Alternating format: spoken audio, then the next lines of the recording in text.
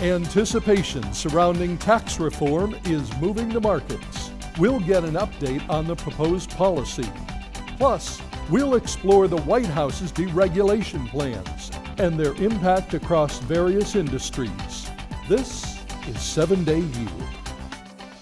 Welcome to 7-Day Yield. I'm Mitch Rochelle. And I'm Lydia Morish. Today we're going to focus on the policy changes coming out of Washington. Later in our program, we're going to be joined by PwC regulatory leader David Sapin. But first, we are welcoming David Leavitt back to 7-Day Yield, one of our tax experts here at PwC.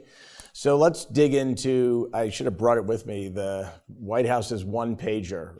Companies, businesses are trying to figure out how to navigate this new landscape, not knowing really what the details are.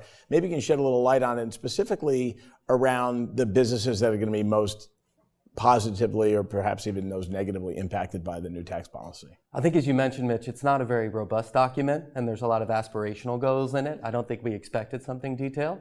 There have been past documents that have been provided in much more detail. Like the blueprint and the roadmap. The blueprint, the roadmap, something that Chairman Camp released about 2015. So there's been a lot of discussion as to whether any of those are going to flesh out what he's proposed. So the typical deductions that you would otherwise see today, your miscellaneous itemized deductions, things like that, are largely going to be eliminated. And instead, there's going to be generally rate cuts for both businesses and individuals. And I think, as you said, a lot of people are concerned or at least perplexed by what that would mean for people in the investment industry, manufacturing, and things of that nature. Right. So LLCs they didn't even specify LLCs. Right. They talked about pass-throughs now getting a 15% tax rate, but they didn't define what a pass-through was. They didn't talk about the size of the pass-through entities.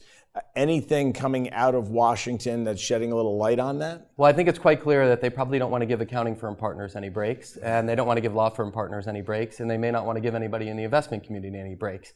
So the discussion has been primarily for a pass-through entity, which is generally a partnership or something that doesn't pay entity-level tax like a corporation does. A lot of the discussion is focused on small businesses and how do you limit that particular favorable rate to the type of businesses that they want to incentivize in this country. And I think, as you said, a lot of that may come through saying that only a pass-through entity with a certain number of partners may be eligible for this rate or engaged in a certain activity. And one question might be, well, what are those activities? Could it be something like managing real estate or managing investments or something along those lines? So again, those are details that they still are trying to flesh out. Apparently August is now a date that I think Secretary Mnuchin has pushed back.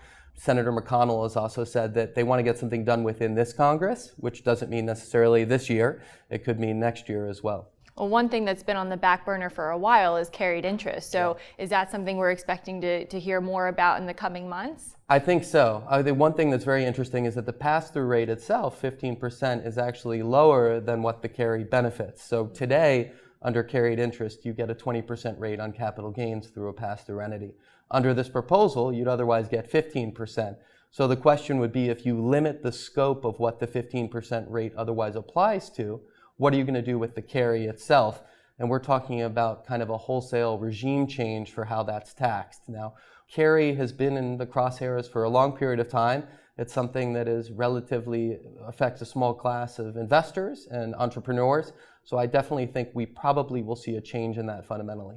Before we cut to commercial, real quickly, is it possible we decouple rate relief and tax reform and try to tackle them differently? I think what you may see is, because there's been the promise of tax cuts, that's something that's been on his agenda and promised, you may see something along the lines of the Bush-era tax cuts. So we don't see somebody rewriting 2,000 pages of the tax code.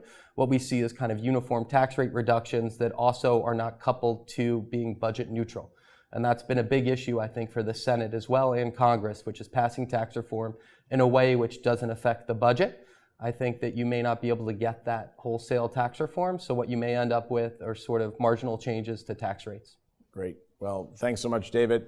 We are going to be right back, and don't go anywhere because we're going to keep you around, all right? So stay put. Sounds great. Don't get lost. All right. We'll be right back. Thanks.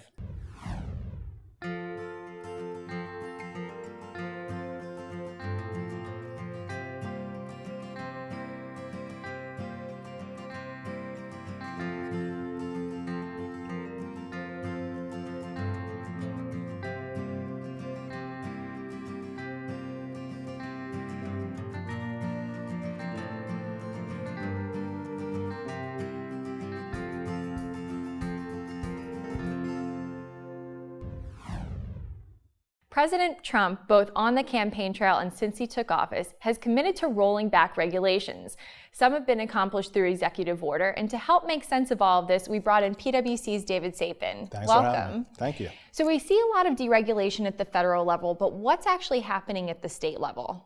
Okay, well, first of all, there's some fake news in the opening comment that President Trump he can't roll back regulations through executive order, so he can recommend that regulations be reviewed, potentially be rolled back, but the process of actually rolling it back may take some time. But you raise another great point. Even as they start to roll back regulations from a federal perspective, you still can have the states step in. So a good example is the Federal Communications Commission. Just the privacy rules for communications firms were just eviscerated by Congress through the Congressional Review Act. But now the states are going to step in, and the states are saying, hey, we believe that there need to be privacy regulations over these types of communications. And so they're filling a void that has been, with the FCC stepping back from that perspective. Mm-hmm. I think when we think about regulations, we often go right to financial services and people think about Dodd-Frank, but you just said FCC.